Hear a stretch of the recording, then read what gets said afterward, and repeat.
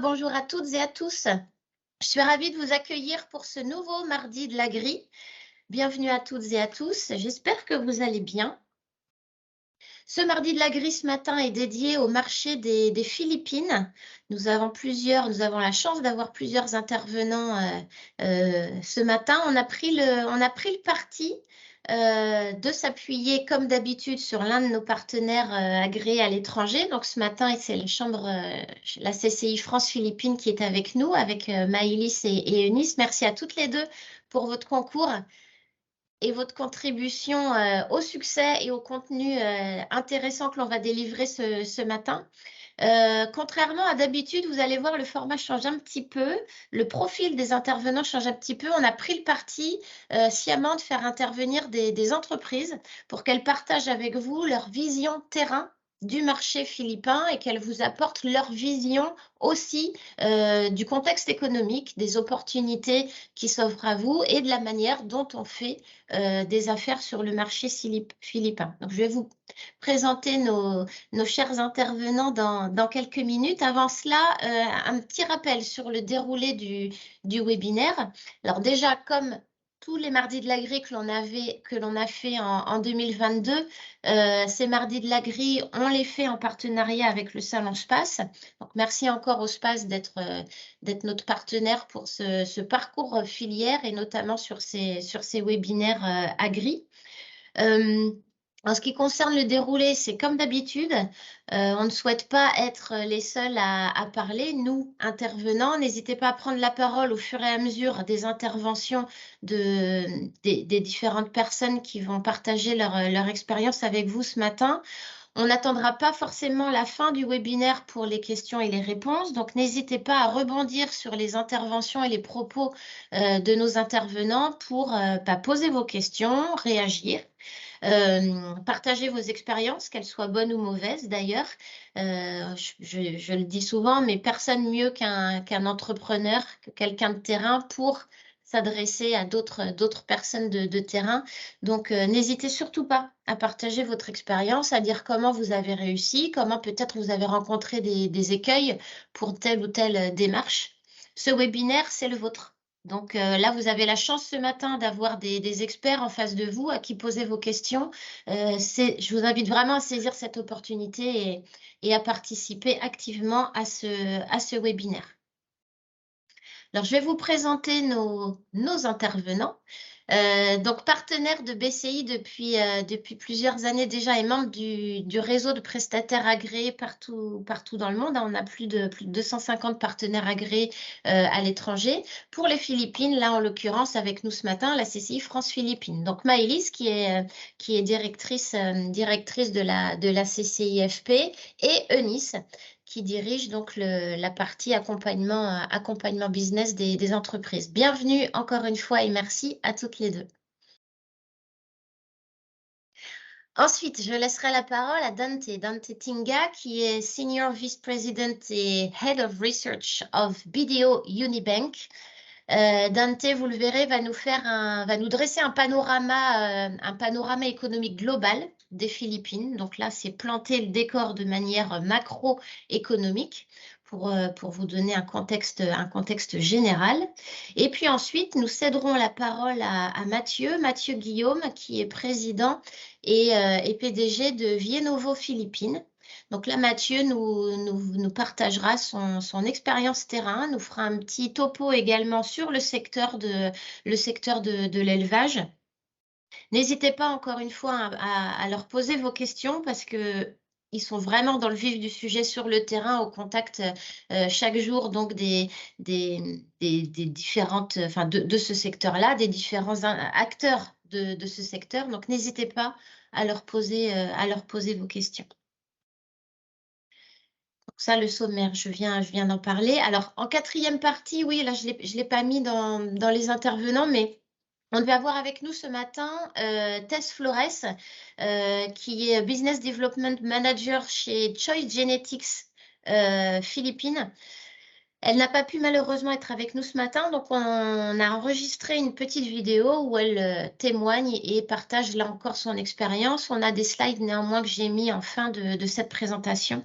Donc ça, vous pourrez avoir accès à tout ça dans le podcast et dans la présentation qui sera à votre disposition sur le site de BCI Info. Je vous enverrai un petit mail comme d'habitude pour vous dire pour vous prévenir lorsque la présentation sera en ligne sur le site web de BCI.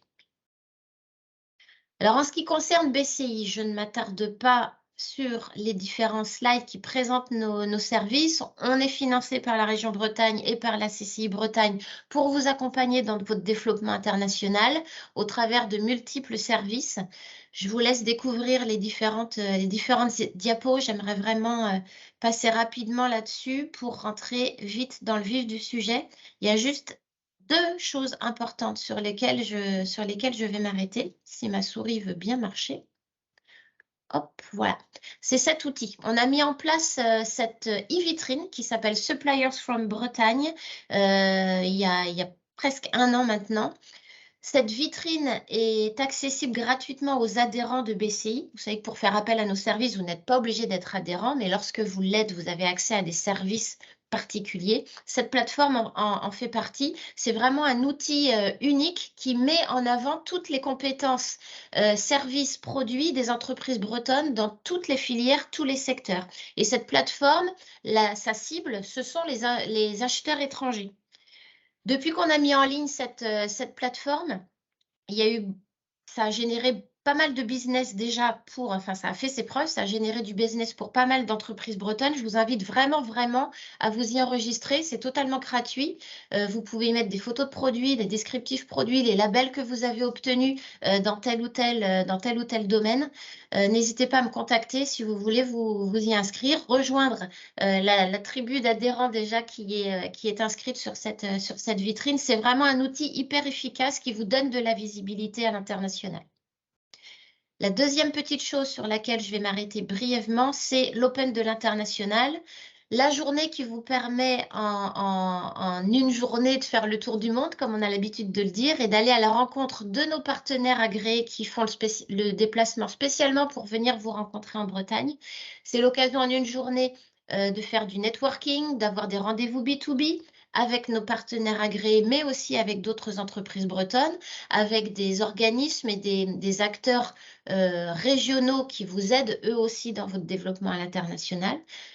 On fêtera la 11e année cette année de l'Open de l'international. Ça se déroulera le 3 juillet à Saint-Brieuc.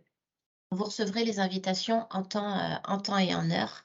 Mais vous pouvez d'ores et déjà noter dans vos agendas donc le 3 juillet 2023. J'arrête de parler, on va rentrer dans le vif du sujet. Je vais laisser la parole à Bideo et Eunice, je te laisse partager ton écran pour que Dent donc puisse aborder ce premier sujet et nous faire ce premier panorama macro-éco des Philippines. So, hello everyone. I guess it's my. Do I go? Okay. Bonjour. Can we go to the second slide? Second slide.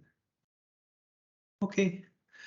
When we present our macro outlook to foreign investors, the two things that typically stand out is the healthy economic or GDP growth outlook for the Philippines. That's number one. And second is the healthy private sector balance sheets. That's number two. So if you look at the first column, 2022 GDP growth for the Philippines came in at 7.6%. Okay. And for 2023, consensus is looking at 5.5% GDP growth. I think the government is looking at 6% GDP growth. But nonetheless, the growth trends for the economy are very healthy, especially if you compare what the growth outlook is for Philippines versus emerging markets, developed markets, and even ASEAN. Okay. Now, the private sector balance sheets are also very healthy. Household debt is fairly low in Philippines. So if you combine the strong economic growth outlook combined with relatively low debt levels for the private sector, what you get is a resilient growth outlook, meaning that if there's a slowdown in the global economy, usually Philippine economy finds a way to outperform and you get above trend growth rates. What investors, in terms of risks though, what investors focus on is the twin deficits. We have a significant fiscal deficit. Fiscal balance as a percent of GDP is negative, expected to be negative 6% for 2023. And the current account deficit is expected to be anywhere from 4 to 5% in the near term. The fiscal deficit, that's not that unique. Post-pandemic, a lot of countries had to spend during the pandemic, and then because tax collection came down, they had to fund the spending with additional debt. So a wider fiscal deficit is not unique. In fact, even within ASEAN, if you look at the table we have there, most countries have run up significant fiscal deficits. The current account deficit, though, that's unique to Philippines, even in an ASEAN context. Philippines is a net food and energy importer. And in fact, the stronger the economic growth of the Philippines is, the more we import. So the wider current account deficit for foreign investors, that could be a concern because it keeps pressure on the Philippine peso relative to the US dollar, for example. Next slide, please.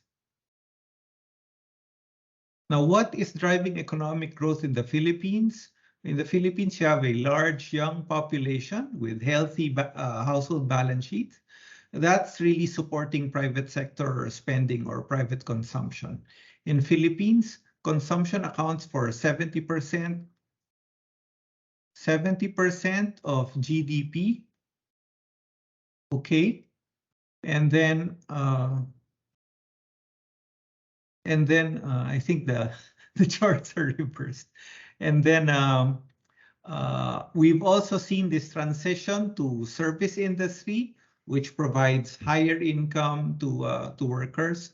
So you have a private consumption-led economic growth, and then you have increasing transition to service sector jobs that provide relatively higher levels of income. So that's really what's driving the growth in Philippines. Next slide, please.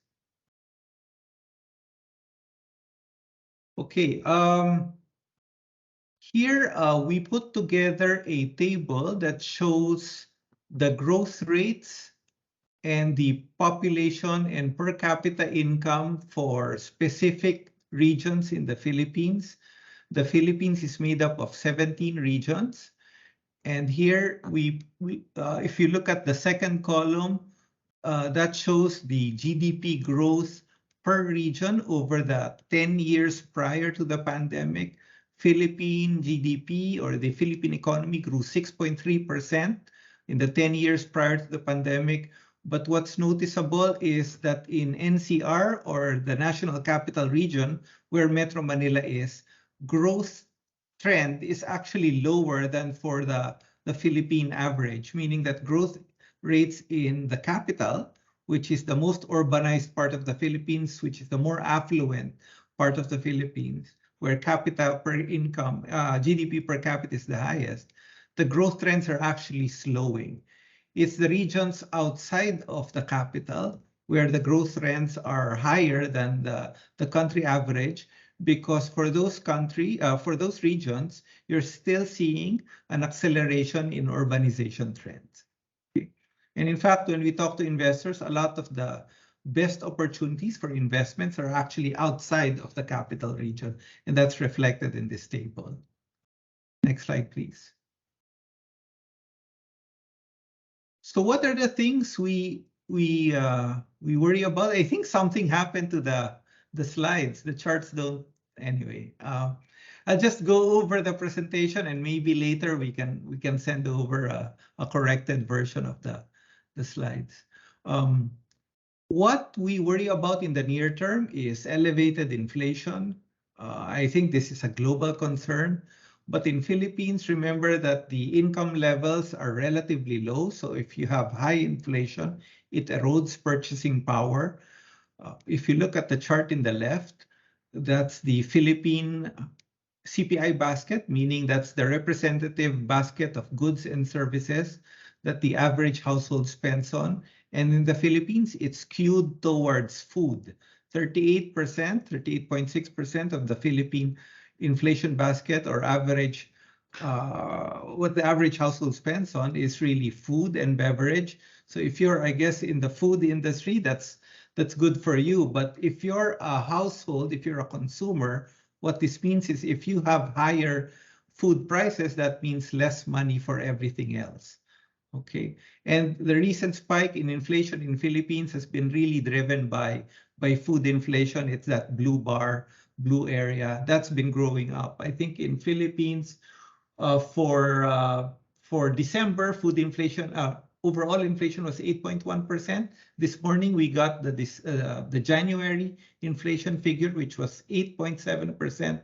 So I think globally, inflation is coming down. For Philippines, though, it's accelerating because of rising food inflation. Next slide, please. And this is my last slide. We often get asked, what should investors look out for? Well, two things. One is the chart on the left. This is the current account deficit in Philippines, especially if you're a foreign investor, you need to be aware of this because the wide current account deficit could result in a weaker peso. It affects the exchange rate. Okay, and Philippines, as mentioned earlier, we are a net importer of food and energy commodities.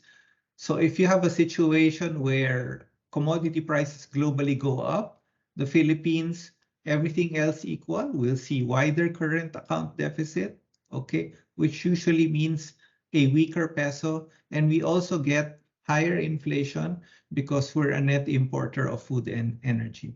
The other thing that's worth pointing out, and this is the chart on the right, okay. Again, for some reason, the charts got reversed, but the public debt levels and the fiscal deficit rose during the pandemic, and the new government, the Marcos administration, is pursuing they want to lower the deficit and lower the government debt levels. But at the same time, since they want to support economic growth, that means if the government is spending less, the government needs to do a better job in attracting private sector investments. And I think that's actually a positive for investors because the new administration seems to be willing to do what it takes to attract investors. And this is in contrast to some of the other governments we've had previously. So that's it for me. I hope I was able to provide a broad overview of the Philippine economy. And if there are any questions, I can answer them now. Thank you. Thank you very much, Dante. Est-ce qu'il y a des questions parmi les participants sur ce panorama général économique? Peut-être avez-vous des questions sur des points que Dante n'aurait pas abordés? N'hésitez pas, hein. Partager mon écran. Hop.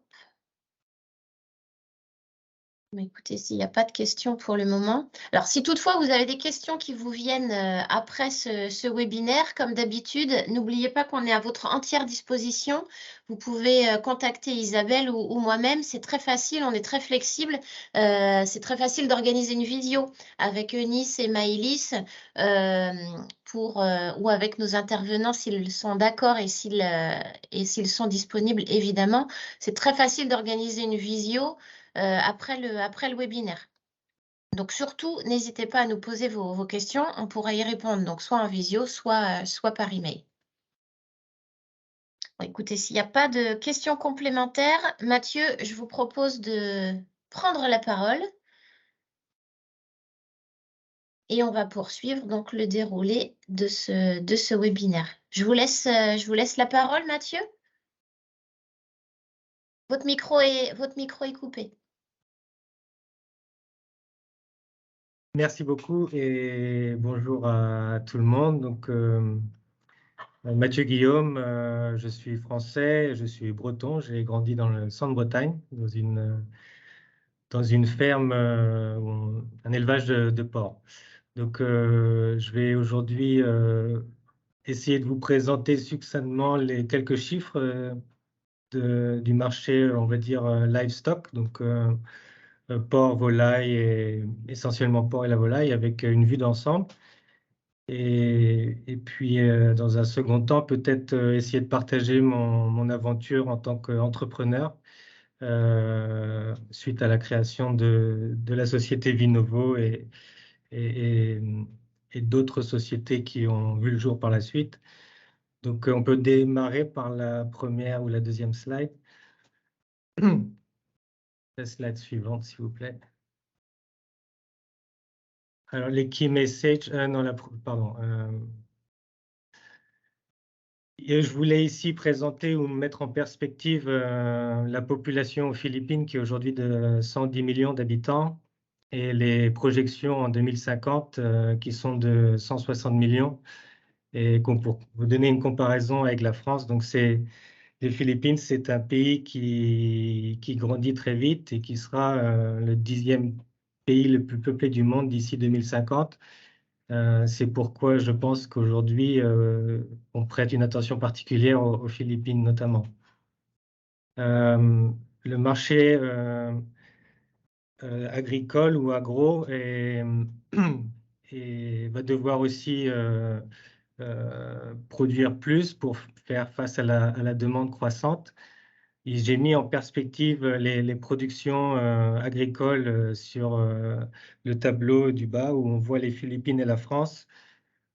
C'est à titre indicatif. Ce que je voulais dire ici, c'était que par exemple, la consommation de porc aux Philippines est nettement moins forte qu'en France.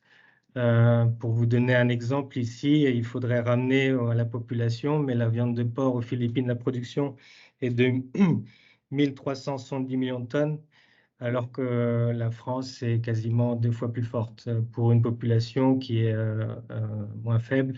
Aux Philippines, on est à peu près 15 kilos par capita par an, alors qu'en France, je pense qu'on est beaucoup plus. Les Philippines est un des pays un petit peu en retard en Asie. Si on compare au Vietnam ou en Indonésie ou en Thaïlande, on retrouvera ce décalage. Ce qui fait que les Philippines, la croissance aux Philippines est attendue être un peu plus forte que dans les pays voisins d'Asie du Sud-Est. Donc aux Philippines, on produit aussi bien du porc, de la volaille, de l'œuf, très peu de lait. Alors ça, c'est à noter, hein, les Philippines est un des plus grands importateurs de produits laitiers au monde. Grosso modo, la production de lait aux Philippines est quasiment nulle. Donc, il y a tout reste à faire aux Philippines. J'avais encore des discussions assez intéressantes ce matin à ce propos. Et voilà, c'est une filière vraiment qui va devoir démarrer dans les prochaines années ici aux Philippines. Sur le graphe plus haut à droite, c'est la contribution en fait des producteurs d'aliments pour le bétail. On retrouve une dizaine d'acteurs qui représentent à peu près 50% du marché, 50 à 60% du marché. Donc, ce que je voulais représenter ici, c'est que le marché reste très ouvert. Il y a très peu de consolidations qui se font, et notamment du fait de la géographie du pays, c'est un archipel, c'est un petit peu compliqué de consolider les productions dans les différentes régions. On peut passer à la... Alors ici, on peut nommer peut-être sur la slide précédente le premier producteur d'aliments du bétail aux Philippines. C'est bien sûr San Miguel, qui est, je crois, de mémoire, la plus grande corporation aux Philippines. Donc c'est un acteur incontournable. La prochaine slide ici, alors j'ai représenté la population, la production en poulet de chair, en porc et puis en la production d'œufs. J'ai représenté les années 2015 et 2019 pour vous donner une idée de la croissance. Et ensuite, année par année jusqu'à 2022 pour voir l'impact aussi du Covid et notamment, bien sûr, de l'ASF. Alors, l'ASF, c'est la grippe porcine africaine. Donc, vous voyez ici, la production de poulet a grandi à une vitesse phénoménale depuis ces dernières années. On a doublé la production depuis 2015, et ce, malgré la pandémie. Pour vous donner aussi une idée du prix du poulet, donc ça, c'est un prix indicatif encore, ça dépend des régions et bien sûr de la période de l'année. Mais donc live weight, c'est un prix acheté, donc un animal vivant sorti d'élevage. C'est indiqué en US dollars, entre 1,9 et 2,2 dollars du kilo, donc c'est très très fort. Pour le porc, donc le porc, la population au porc en truies, par exemple, on était à 2,2 millions de truies avant l'arrivée de l'ASF, pour tomber à peu près à 1,6 million de truies en 2022. Donc, on a perdu à peu près 20 à 25% du cheptel. Néanmoins, grâce à des améliorations de la production, on retrouve moins 18% entre 2015 et 2022. Le prix du porc est incroyable comparé au prix du porc en Bretagne ou en France. Un cochon, donc là je ne parle pas en carcasse, je parle de poids vif, vivant, se trouve aujourd'hui entre 2,9 dollars jusqu'à 3,5 dollars du kilo. En euros, il faudrait faire la conversion, mais on est au-dessus des 3 euros du kilo. Ce fort prix concerne la région de Manille, donc toute la production porcine de la région de Luzon qui entoure la capitale Manille. Malgré l'ASF, pour ceux qui ont survécu, se porte très très bien. Ensuite, pour la production de l'œuf, donc pareil, c'est une simple illustration pour vous montrer la croissance de l'industrie avec un prix de l'œuf qui est très raisonnable aujourd'hui, qui se trouve environ à 1 centime de dollar. Pardon, 10 centimes de dollars de l'œuf, c'est pas du kilo. J'ai illustré sur la droite deux camemberts, donc c'est pour faire la différenciation entre l'élevage industriel de porc et ce qu'on appelle le backyard, donc c'est l'élevage très traditionnel aux Philippines qui est encore très présent. On est environ à 60 jusqu'à 70% de la population, donc backyard, donc c'est finalement des toutes petites fermes qui se trouvent aux quatre coins des Philippines, un peu partout, où on retrouve une dizaine de cochons, 2 à 3 truies, et comment dire, c'est aujourd'hui toujours incontournable. L'élevage industriel, donc c'est aussi en forte croissance, notamment autour des grandes métropoles comme Manille, comme Cebu, ou sur les grandes villes de Mindanao comme Davao. Ce ratio 30-70, enfin on pourrait dire 35 à 65%, est relativement stable sur les 10 dernières années. Donc il n'y a pas de consolidation qui se fait à ce niveau-là, ou pas encore. De même pour la volaille, je différencie ici ce qu'on appelle le native chicken. Donc c'est un poulet basse-cour qui n'est pas du tout industrialisé, qui mange un peu tout ce qu'il trouve, qui est en liberté et qui représente 45% de la population. Donc c'est une industrie qui est pas, enfin qui est très relevante pour les Philippines. On peut passer à la slide suivante. Avant cela, Mathieu, on a une question de Léo.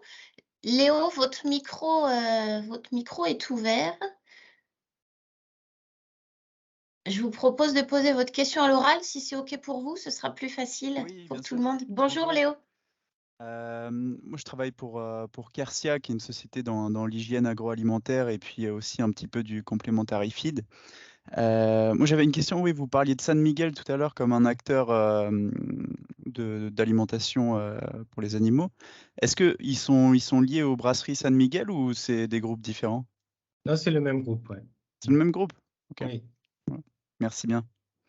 C'est juste la précision à ce niveau-là. Merci pour la question, Léo. Est-ce qu'il y a d'autres questions avant que l'on passe au point suivant? Allez-y, hein. Je continue. Donc voilà, ici, c'est pour représenter un petit peu le marché global total de l'aliment pour le bétail aux Philippines. Donc on estime entre 14 et 15 millions de tonnes d'aliments. Ce sont des estimations, elles sont assez dures à définir du fait de la configuration du pays, mais cela dit, on ne doit pas être loin du compte. Donc en porc, on retrouve à peu près entre 6 et 7 millions de tonnes qui sont, comment dire, divisées avec ce marché backyard provincial. Ensuite, on retrouve des fermes de taille moyenne qui sont en dessous des 300 truies. Ces fermes de taille moyenne utilisent de l'aliment complet et commencent à fabriquer eux-mêmes ce qu'on appelle les fafeurs de l'aliment. Et ensuite, on retrouve des très grosses fermes, ce que j'appelle ici des large farms, où là, on a facilement 2000, 5000 jusqu'à 10 000 truies sur site. Donc, ces grandes fermes sont présentes auprès des grandes métropoles. Ces grandes fermes étaient dans le passé tous des fafeurs et aujourd'hui se tournent de plus en plus vers de l'aliment commercial. Et ensuite, on a l'intégration, notamment au travers de San Miguel, mais il y en a d'autres. Donc l'intégration classique, celle qu'on connaît aussi en France. En volaille, donc le broiler, donc c'est du poulet principalement Cobb, Indian River, et qu'est-ce qu'on a d'autre? Enfin, c'est principalement Cobb. Avec très peu finalement de production en backyard, mais essentiellement un petit peu en médium, mais c'est essentiellement des grosses structures avec des fermes de 200 000 à 500 000, voire 1 ou 2 millions de poulets par mois. Et on retrouve dans ce segment beaucoup d'intégration, beaucoup plus qu'ailleurs. Toujours avec San Miguel ou d'autres groupes comme Bounty Fresh. Ensuite, la pondeuse, on retrouve un peu la même tendance qu'en poulet de chair, avec une partie toujours en backyard, un petit peu de moyenne ferme, mais beaucoup de grosses structures avec des poulaillers de 30 000 jusqu'à 60 000 poules sur site. Et c'est des fermes de 100 à 300 à 600 ou 1 million de poules. Et on retrouve, voilà, c'est toujours les mêmes qui font de l'intégration. Ensuite, les native chicken, donc là, on est vraiment sur du backyard, du poulet basse-cour qu'on retrouve un petit peu chez nous dans les fermes de campagne. Donc, le marché de la volaille représente à peu près 6 à 7 millions de tonnes par an. Pour l'aquaculture, donc on est essentiellement sur de la production de poissons avec deux espèces courantes qui sont le tilapia et une espèce un peu typique aux Philippines qu'on appelle le milkfish. Donc le tilapia qui est plutôt carnivore et le milkfish qui est plutôt herbivore, on va dire. Enfin, le milkfish mange tout, mais plutôt herbivore. Et ensuite, une production de crevettes qui est très faible comparée aux pays voisins et au potentiel des Philippines. On estime entre, on va dire, 80 à 100 000 tonnes de crevettes produites. Donc voilà, et donc ici j'essaie d'illustrer un petit peu les différents marchés où ce marché backyard est très tourné au niveau de la distribution. En fait, c'est les points de vente qui font que l'aliment, enfin je veux dire les acteurs s'y retrouvent. Ensuite, on a ce marché medium et large farm où là c'est plus d'une approche un peu plus technique. où il faut des aliments qui répondent aux attentes. Et ensuite, cette intégration où on retrouve entre les deux des faveurs et des vrais intégrateurs. Donc, je vais essayer d'estimer en dollars ce marché qui est à peu près à 6 milliards, 6 à 7 milliards d'US dollars. Des questions? Alors, juste pour compléter, on ne retrouve pas de production laitière, puisque si je le mettais, ce serait pas représentatif, c'est quasiment zéro. Il y a quelques fermes, mais il y a vraiment tout à faire ici aux Philippines. J'ai illustré ici la partie commerciale ou industrialisée de l'élevage de porc. Ça, c'était avant l'arrivée de l'ASF. Il y avait entre 2 millions 2 millions 100 truies, avec 35% en industrialisé, donc à peu près 730 000 truies. Aujourd'hui, on a perdu environ 25 à 30% sur ce secteur-là, ce qui représentait avant l'ASF 3 millions de tonnes. Et ici, j'essaie de différencier et vous donner une ordre d'idée sur les marchés à prendre, par exemple en alimentation jeune âge type porcelet, où là, effectivement, le savoir-faire, notamment breton, est apprécié. C'est aussi comme ça qu'on a démarré la société Vinovo, avec un produit d'appel sur les porcelets. Ensuite, il y a ce marché de la truie, hein, avec l'aliment gestante et de lactation, où c'est pareil, il y a beaucoup à faire. Il y a très peu de technicité ici aux Philippines et le savoir-faire breton est très apprécié. Et ensuite, la partie engraissement, bien sûr, qui est plus tournée sur du volume. Et bon, on est aujourd'hui, en moyenne aux Philippines, ils abattent des porcs de 80 à 100 kilos. Il y a quelques fermes, enfin un marché qui se développe sur du porc à 110, 120 kilos. Mais bon, les attentes sont pas les mêmes qu'en France. Voilà pour cette slide-là. Quelques mots, en fait, c'est juste simplement pour présenter la société et puis vous faire part de mon expérience. Moi, je suis issu de l'agriculture en Bretagne et donc je suis content de partager mon expérience et à l'occasion de pouvoir aider si certains veulent mettre un pied aux Philippines. Vinovo, donc le nom de la société, c'était pour nouvelle vie pour moi-même et puis pour mon équipe et mes collaborateurs. Donc, c'est une société qui est spécialisée dans la fabrication d'aliments pour le bétail. Donc, on couvre toutes les espèces, également un petit peu d'aquaculture. On a essayé de faire de la production laitière, mais c'est très compliqué. Les gens ne sont pas très familiers avec l'approche technique en production laitière. Donc, voilà, peut-être on peut passer à la slide suivante. Est-ce que vous pourrez nous dire, Mathieu, quelle est la genèse en fait de Vinovo? Pourquoi vous êtes allé vous implanter aux Philippines? Pourquoi le choix de ce pays-là? Et puis comment vous vous y êtes pris? Est-ce que vous aviez déjà des contacts sur place? Est-ce que ça a été long? Est-ce que ça a été dur? Est-ce que vous pouvez donner un peu de tuyaux et nous raconter votre histoire parce que ça peut inspirer d'autres entreprises? Alors, déjà de profession, je suis biologiste, ça n'a rien à voir, mais voilà, je suis passionné par tout ce qui est la science du vivant et ayant grandi dans une ferme de porcs en Bretagne, je me suis rapproché forcément de la nutrition et de la santé animale. Après quelques années aux États-Unis, j'ai vécu plusieurs années au Vietnam pour un groupe à l'époque français. Et puis ensuite, passage à Singapour et avec une mission qui a suivi aux Philippines. Et de cette mission, j'ai beaucoup appris, toujours avec cette société française.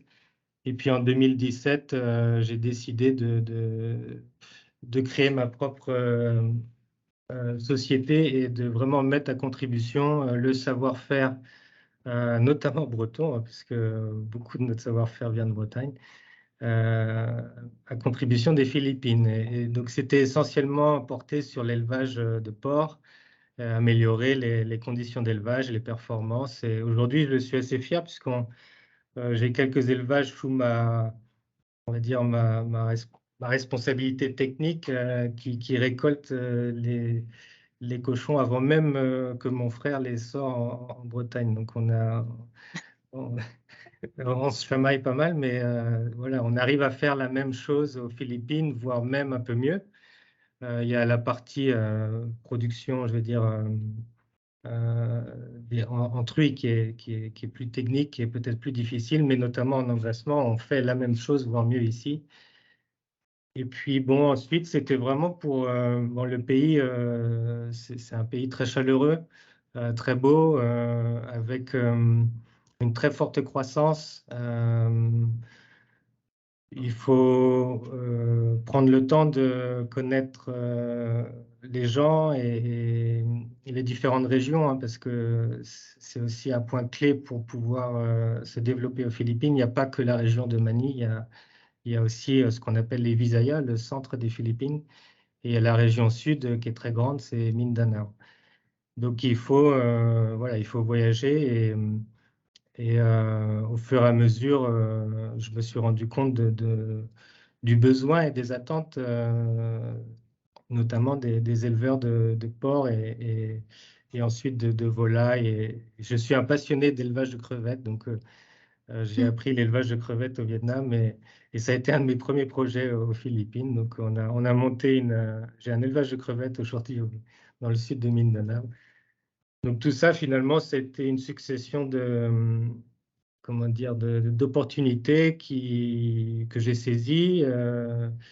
Et puis aujourd'hui, voilà, la société va avoir 6 ans bientôt. On a 600 employés, on fait à peu près 60 millions de dollars de chiffre d'affaires.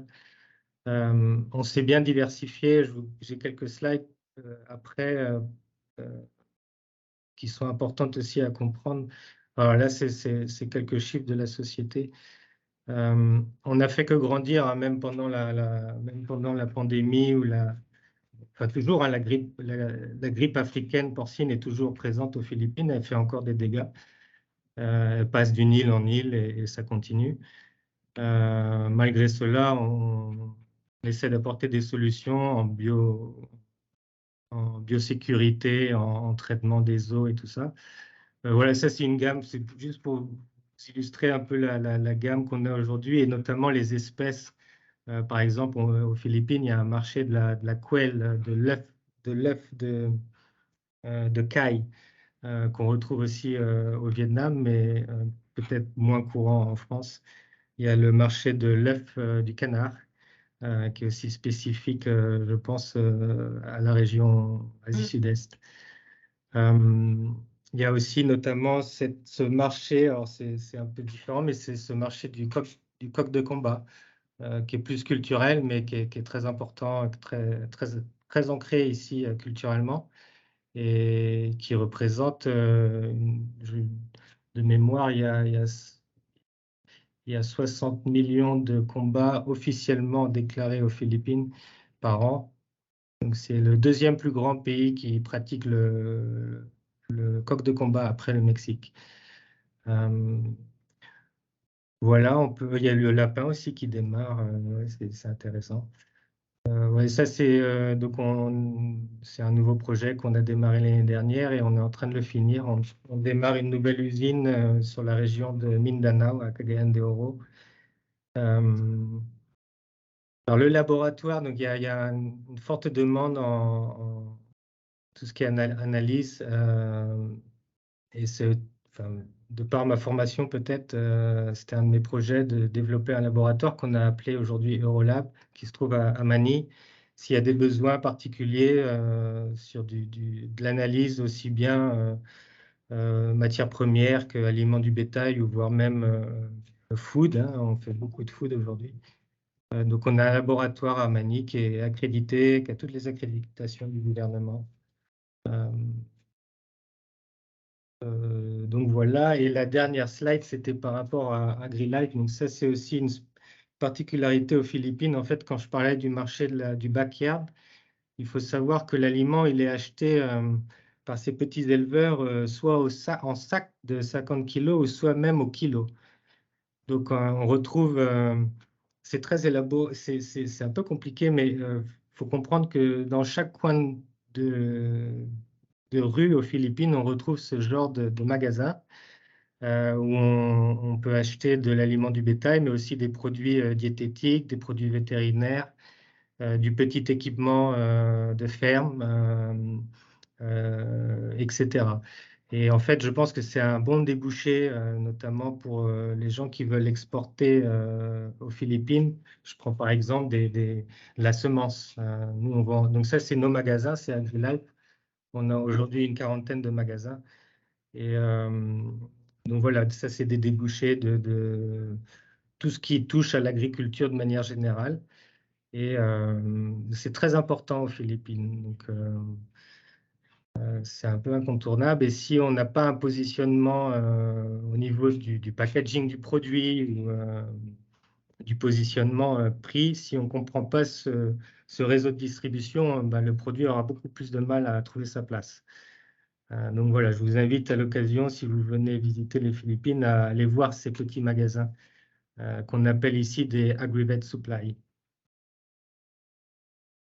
Donc voilà, si vous avez ouais, Vinovo Vietnam, ça c'est autre Isabelle, chose. oui, vas-y. Oui, je me permets, Mathieu, de poser la question. Tous ces petits magasins ont-ils un seul et même importateur, distributeur? Enfin, j'exagère un peu, mais est-ce qu'ils sont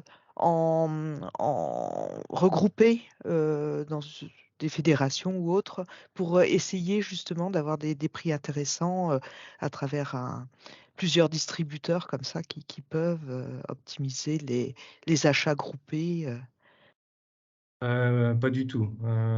Pas du tout. Il y a la plus grande chaîne de magasins aux Philippines, elle représente 350 magasins sur un potentiel de 10 à 20 000 magasins aux Philippines. Donc Ah c'est oui, en vraiment effet. éclaté et il n'y a pas de centrale d'achat ni rien. Souvent, les magasins sont multimarques, donc ils décident pas forcément de se limiter à telle ou telle marque, mais vont proposer un ensemble de marques en fonction des opportunités d'achat, bien sûr, mais aussi de la demande. Donc, c'est vraiment un marché éclaté. D'accord. Mais Et on chaque retrouve des magasin, je suppose, n'est pas autonome dans ses achats. Il y a forcément une centralisation au siège de AgriLife qui décide de telle ou telle marque importée et distribuée dans les magasins. Enfin, ça rejoint la question d'Isabelle, mais Alors, bien sûr, nous, pour AgriLife, bien entendu, il y a une centrale d'achat qui est avec moi, mais je parlais d'un point de vue général. Mhm. Sur les acteurs de la distribution aux Philippines, il n'y a pas de... Il y a pas c'est très mal organisé, en fait. C'est pour ça aussi qu'on a lancé AgriLife et qu'on se développe. Aujourd'hui, on a ouvert AgriLife aux franchises. Donc, on va proposer Ah oui. aux gens d'adhérer sous forme de franchise. Ah, très bien. C'est- D'accord. Et les prix sont sensiblement les mêmes quand on compare les gammes de produits d'un petit magasin à l'autre, ou alors ça varie vraiment? Bien sûr, alors les prix vont varier énormément d'une île à une autre ou d'une région à une autre. Mais on va dire, sur une même ville ou sur une même province, faut que ces magasins soient de l'un à l'autre compétitifs. Sinon, bien entendu, le magasin ne vendra, enfin, celui qui est le plus cher ne vendra moins. C'est assez compétitif. Après, les marques qui sont bien installées, les marques incontournables, le prix est secondaire. Et pour des produits entrants, il faut trouver sa place. Ok, très bien. bien sûr. Merci beaucoup, Mathieu. Après. Est-ce qu'il y a d'autres questions par rapport à l'expérience de Mathieu ou par rapport aux différents points qu'il a pu aborder? Oui, Bonjour Mathieu. C'est qui un peu les grands acteurs au niveau de la biosécurité animale, si on prend le marché, par exemple, du poulet, je comprends. Donc je comprends qu'il n'y a quasiment rien en dairy, enfin en produits En laitiers. produits laitiers. En produits Ouais. laitiers, il n'y a rien. Non. Alors, en biosécurité, alors je ne sais pas exactement de quoi on parle, mais si on prend par exemple des désinfectants, bon, on retrouve les mêmes. Hein. Virkon, un produit comme Virkon est incontournable aux Philippines. Après, je ne suis pas un spécialiste. C'est beaucoup. Bon, à l'époque, il y avait quelques produits français, mais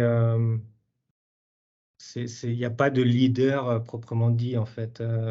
Puis il y a aussi beaucoup de produits, de molécules qui arrivent de Chine, qui sont redistribués ici. Donc, ouais, on retrouve les mêmes, je vais dire, les mêmes leaders, j'imagine, que dans d'autres pays, comme le Virkon. Mais après, il n'y a pas de... Ouais. il y a- Et vous parliez aussi de traitement de l'eau, donc ça c'est pour aussi bien pour le marché du poulet que aussi en aquaculture, c'est ça? Ah, bien sûr. Alors, Ouais. le traitement de l'eau, donc c'était... en fait, ici, les fermes, d'habitude, enfin, pour beaucoup d'entre elles, c'est de l'eau qui est puisée sous forme de puits, en fait, un forage qu'ils font sur la ferme. C'est très peu d'eau courante. Et donc, bien sûr,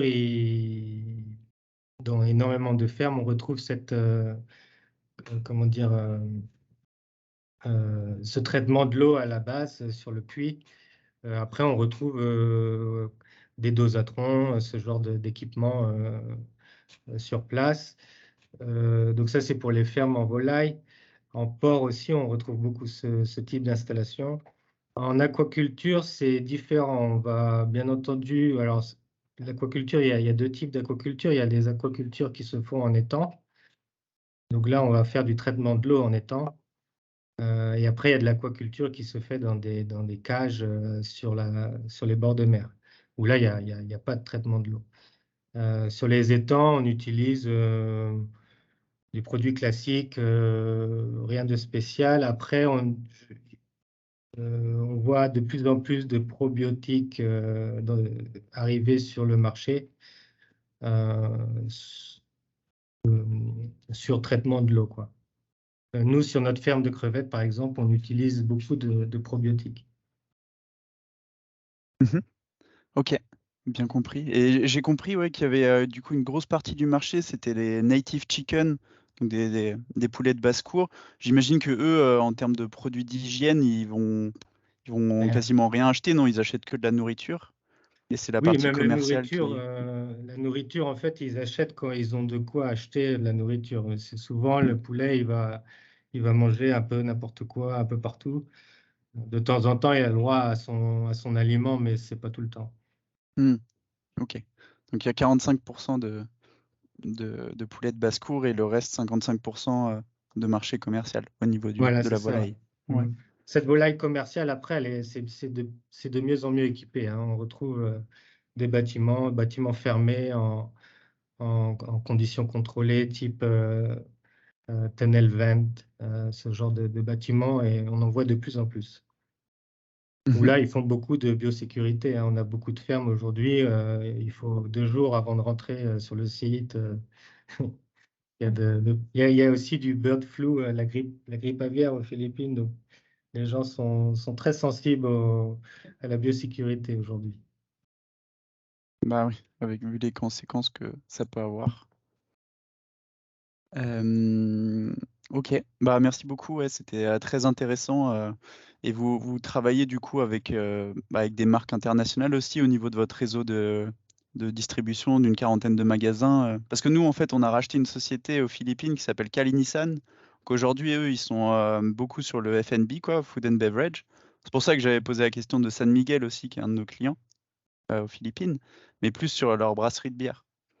Mais nous aussi, on a une activité P&P, Pig and Poultry, où on vend des produits de biosécurité pour l'élevage de volailles et de porcs. Euh, donc voilà, on réfléchit en fait à développer éventuellement cette verticale aussi aux Philippines. Il y a des petites initiatives. Enfin, je sais pas si aujourd'hui vous travaillez avec Kalinisan, mais je sais qu'ils font des petites petites initiatives en volaille. Là. On ne Mais ça travaille pourrait pas être avec intéressant. eux, On pourrait... malheureusement, je ne connais pas. Mais, mais à C'est l'occasion, très ça récent. me ferait plaisir d'en savoir un peu plus. Et Mhm. nous, on est ouvert, on travaille avec différentes marques. Les produits d'hygiène sont plus tournés vers l'élevage industriel. Alors, pour le coup, San Miguel, c'est énorme, hein. Donc là, je vous conseille d'y aller. Par contre, oui, sur nos petits magasins, on propose aussi de l'hygiène, mais sous forme, comment dire, de packaging beaucoup plus petit, quoi. C'est Mhm. pas, c'est pas un marché de volume, c'est plus un marché au détail. Ouais. Ouais, bah, compte tenu de la géographie, je pense de toute façon le marché il est hyper éclaté, quoi. Ça doit pas être des élevages énormes, ça doit être plein de petits élevages répartis, j'imagine. Voilà ce que Mm. je montrais dans les slides. Le backyard représente 60 à 70% de la production. Donc, Mm. et dans la culture aux Philippines, c'est pas prêt de changer. Donc, le seul moyen d'atteindre cette clientèle, c'est de passer au travers de ce type de réseau de distribution. C'est le seul moyen. Après, le marché industrialisé, c'est simple, hein, il se trouve à 150 km aux alentours de Manille, sur la région de Cebu, et après les grandes villes de Mindanao. Donc, on parle de Cagayan de Oro, c'est pareil, c'est un rayon de 100 km autour de Cagayan de Oro. Et de la même manière, 100 km aux alentours de Davao. On retrouve là, je dirais, 70% du marché industrialisé autour de ces grandes villes. Donc, c'est pas très compliqué de, de, de faire la promotion de ces produits auprès de ces grandes structures. Pour le coup, c'est des grands élevages, hein. Mm. D'accord, ok. Merci, très clair. Mm. Merci Léo Oui. pour la question. On a une autre question de Delphine, Société Eurotech. Vous pouvez activer votre micro, Delphine. Bonjour. Oui, bonjour. Donc, je suis Delphine d'Eurotech. On est une société qui fait du complementary feed à base de plantes, donc naturelles. Et je voulais savoir quelles sont un petit peu les pathologies et les problématiques qu'on peut rencontrer dans les élevages en termes de maladies, de... Euh, alors, alors, c'est compliqué parce qu'il y a de tout ici. Ok. En production porcine, bon, c'est les maladies. Il faut savoir qu'ici, on démarre de loin, quoi. Le statut sanitaire des élevages est très faible, c'est des fois un peu misérable. Pour vous donner une idée, il est coutume dans un élevage de voir des traitements antibiotiques, mais souvent c'est des combinaisons de 2 à 3 antibiotiques en routine. Il n'y a pas de D'accord. prescription, il n'y a rien de tout ça, il n'y a aucune réglementation à ce niveau-là. Donc, comment dire, je ne suis pas vétérinaire, mais tout ce qui est mycoplasme, c'est assez courant. En porc, par exemple, mis à part la SF, il y a tout ce qui est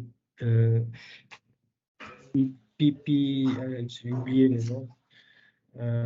Ouais, après, on retrouve beaucoup de virus. C'est le SDRP, j'imagine. Oui, voilà, ouais, voilà. Le PIRS, quoi, PIRS. Le PRS, qui fait toujours des ravages de temps en temps.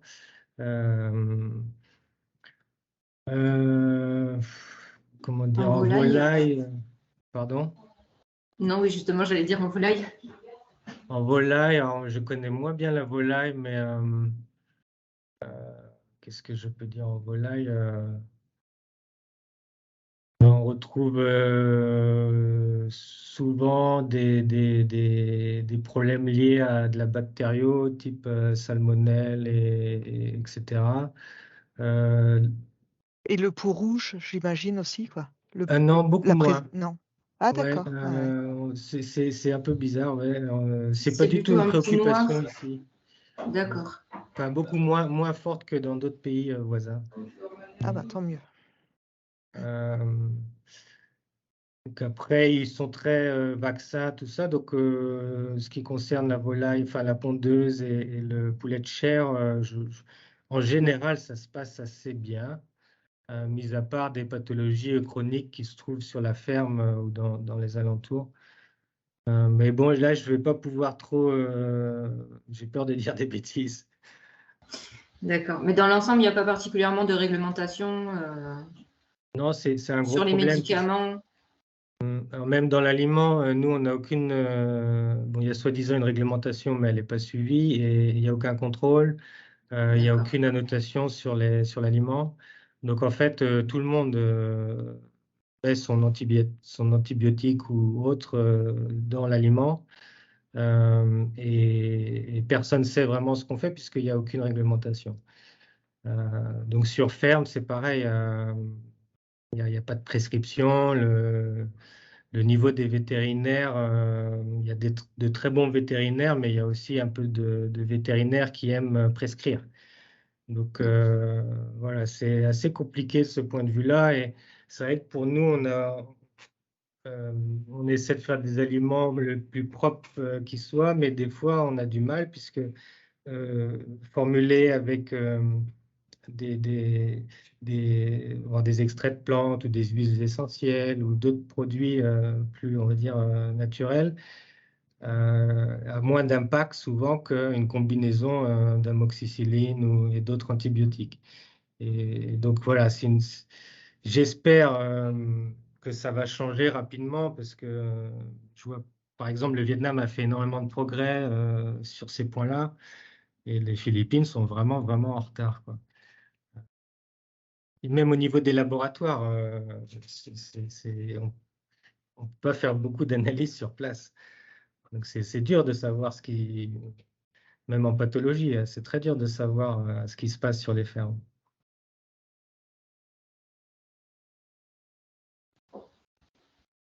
C'est bon pour vous, Delphine, ou vous avez d'autres questions? Non, je vois que c'est assez, c'est pas très. On va approfondir. J'ai noté votre question. D'accord, merci. On vous apportera par mail les réponses. On va approfondir la chose avec Isabelle, Eunice et Maëlys pour vous apporter plus de compléments de réponse. Ouais, j'ai Super. dans les dossiers, je peux Merci. fournir dans mon équipe technique, Super. on peut faire un petit résumé sur ces pathologies courantes en ferme. Je vous remercie. Super. Mais on en fera profiter tout le monde. Je rajouterai une diapo éventuellement avec ces éléments de réponse là. On a une autre question. Je vois l'heure qui tourne. Après, on passera aux pratiques, aux points pratiques des affaires.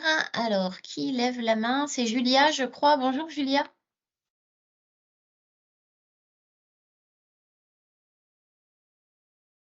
Votre micro Oui, est bonjour, fermé. désolée. Ouais, bonjour. Julia Novitska, société Sofivo, la marque Elvor, aliments d'allaitement pour les jeunes animaux d'élevage. Donc j'ai deux petites questions. Enfin, d'abord, j'ai entendu parler de vous et votre société par Philippe Douvenant, qui était basé aux Philippines Ah oui, pendant un oui, moment. oui. Et Soleil. donc il m'a vivement recommandé de vous rencontrer. Donc j'ai mis un peu de temps et par hasard, je vous vois ici, donc ça fait plaisir. Première question, est-ce que vous êtes présent au salon Vivasia et si on pourrait se rencontrer là-bas pour discuter un peu plus en détail? Alors, j'ai des gens de mon équipe qui seront présents. Moi-même, je ne sais pas. Votre équipe, du coup, vous et votre équipe a un Alors, stand là-bas, du coup? on n'a pas de stand. Enfin, on peut en rediscuter en ligne, mais je peux organiser un rendez-vous avec certaines personnes de mon équipe. On n'a pas un stand à la marque Vinovo, mais on a un booth sous une autre marque. Ah bah, très bien.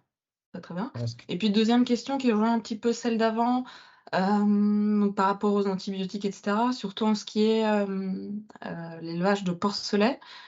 Donc j'ai compris que c'est plutôt enfin, l'utilisation des antibiotiques est courante. Et autrement, est-ce qu'il y a une sorte d'évolution là-dessus par rapport à l'élevage de porcelets pour justement utiliser plus d'ingrédients laitiers dans les aliments, notamment les aliments premier âge? Jusqu'à quel âge ils vont utiliser les ingrédients laitiers dans le starter? Alors, on utilise l'aliment, on va dire, premier, deuxième âge, il va se terminer vers 55 jours jusqu'à 70 jours. Nous, on travaille beaucoup avec des élevages qui font un post-sevrage jusqu'à 70 jours et donc qui passent en croissance à, on va dire, 30 kg de poids vif. Donc, c'est un sevrage à 28 jours en moyenne. Il y a quelques élevages à 21 jours, il y en a d'autres à 30 jours. C'est 28 jours en moyenne et donc ils font le sevrage avec un aliment sous la mer et puis ensuite sur un aliment, ce qu'on appelle ici un pré-starter. Donc je ne sais pas l'équivalent en France si c'est un premier ou deuxième âge. Mais il y a encore des produits laitiers, notamment du lactose, qu'on garde en général jusqu'à 70 jours ou 30 kg de poids vif. Sur l'aliment sous la mer, on a différents produits, mais on en a un qui est à 25% de produits laitiers, pour vous donner un exemple. D'accord. Merci beaucoup. Je vous en prie. Merci pour la question, Julia. On va passer, si vous le voulez bien, au dernier chapitre de ce webinaire parce que je dois être gardienne du temps. Je vois l'heure qui tourne. Merci beaucoup, Mathieu. C'était très intéressant d'avoir votre vision terrain et puis vos explications. Merci de nous avoir consacré du temps. Merci Merci beaucoup. pour l'invitation. Merci beaucoup, Mathieu. Je serai moi-même aussi au salon Vive Asia à Bangkok. Donc voilà, j'espère pouvoir rencontrer vos équipes et J'espère y aller, j'espère j'espère être présent. ouais. Merci. À Est-ce bientôt. qu'on peut se permettre, Mathieu, de donner votre email aux participants de ce matin où on peut transiter, remarquer par Maëlys et Eunice? Oui, moi, j'ai aucun problème à partager mes contacts ou autrement au travers de mon équipe. Malice et Nice ont les coordonnées. Parfait, merci beaucoup. Je vous en prie, merci. Maëlys, Eunice, je vous laisse la parole pour aborder le dernier point de ce webinaire, sur les us et coutumes. Quelles sont les bonnes pratiques pour aborder le marché? Quelles recommandations donnez-vous aux entreprises bretonnes qui sont désireuses d'attaquer le marché philippin? Merci, Karen. So I'll start with maybe a support of the information on livestock in the Philippines. It's nice to follow Matthew's presentation with it being interesting and very complete. So I will first focus on the topic of the population in the Philippines. So the country being largely populated, indeed we have about almost 11 million people and inhabitants. So you have a lot of consumers, especially of pork and poultry. That is because 70% of the population definitely eats pork, and this meat is preferred due to its low price and rich flavor. Indeed, it is used a lot in Philippine cuisine. So just to provide some cultural context here, majority of the regions in the country are really pork eaters and consumers. And the country being largely Catholic allows them to have this type of cuisine and nutrition and habits. Moving forward very quickly to focus on the GDP of the Philippines. So indeed, 2022 is a year of recovery in terms of GDP growth. And even the agricultural sector has remained to be an important sector in the Philippines. So I'll move quickly since Matthew has already been able to discuss the backyard and commercial farming, livestock farming in the Philippines as two main modes of production, with backyard being largely representing majority of the production. So moving to my next point, as the Philippines is a major producer and consumer of pork and poultry meat, indeed this production is not at all completely sufficient to cover the high demand of local meat processing in the industry. So that is why there is a large need to import livestock meat. So that is evidently shown in the amount of exports and imports in the Philippines, with imports being valued higher than exports. So you can see on the bottom right of the screen, agri imports are actually worth around $4 billion US. And you can imagine agri exports is just half of that in comparison.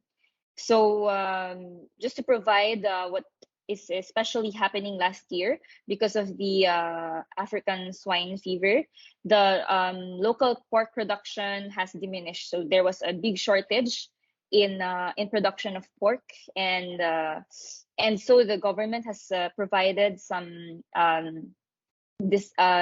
discounted tax rates in order to support the market and be able to keep the market prices of meat and especially pork in a very competitive range.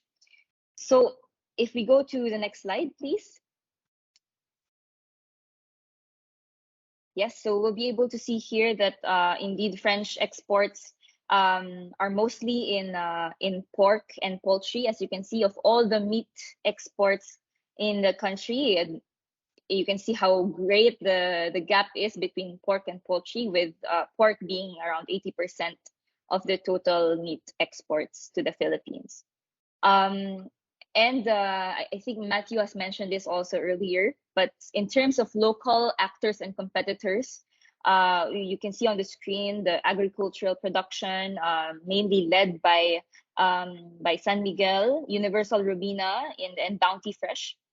And you also have other producers of meat processing and feed manufacturing, wherein you have a lot of, it's a very competitive market, having many firms. And overall, the common trend here is that generally about 10% of the total players that are present in the market produce a total 60% of the total production in livestock. That is to say that the big companies having their own capacity produce most of the products, while the rest of the others are smaller producers. So you can also find in the lower portion that the Philippines mainly import products and meat from Europe, mainly Europe and the United States. You can see present Netherlands, Spain, Canada. But although there is the top country that Philippines imports from, we still remain having a good position in terms of the French offer. So what I want to highlight here is that French meat and breeds are recognized among the best in the world, and has had this positive image internationally as far as reaching the Philippines also. And so this is something that is undeniably having a strong guarantee in terms of quality and the great diversity of systems, know-how and technology in terms of livestock farming. So yeah, I just want to say that it's great to highlight this. And finally, having the exports of meat, having pork and poultry as the largest products that Philippines welcomes to the country. It's good to realize that indeed many traders are in the market, and yeah, consumption is very high. So I now give the floor to Maylise to share more about the tips in terms of business practices, which is very interesting, I believe, in terms of customs and the like. So Maylise, I let you proceed with this one. Merci Eunice. Thank you, Eunice. Merci Eunice. Bonjour à tous. Donc Maylise Charlat, directrice de la Chambre de commerce. Eunice gère Team France Export chez nous. Je vais faire rapide parce que je sais qu'on a plus trop de temps, mais on est dispo pour des meetings après en individuel. Moi, je voulais juste vous parler très rapidement un peu des us et coutumes aux Philippines. Je dirais qu'il y a 5 choses à vraiment retenir. Aux Philippines, on est un pays où la positive attitude est recommandée. La patience également est importante parce qu'en fait, il y a énormément de problèmes logistiques, externes, la bureaucratie prend beaucoup de temps. Donc, il ne faut pas se dire, bon, bah, je vais faire une filiale, ça va être fait en 2 mois. On n'est pas à Singapour ou à Hong Kong. Ça prend du temps à être en place, mais en revanche, les opportunités mi-terme, long terme sont très importantes. Donc, comme on peut le voir avec Vienovo, c'est un travail sur des années. Et donc, c'est des choses à prendre en compte aussi dans le quotidien avec la ponctualité. Quand on vient faire des B2B ici, il y a un certain nombre de facteurs qui fait que la ponctualité n'est pas pareille aux Philippines qu'en France. Et il faut éviter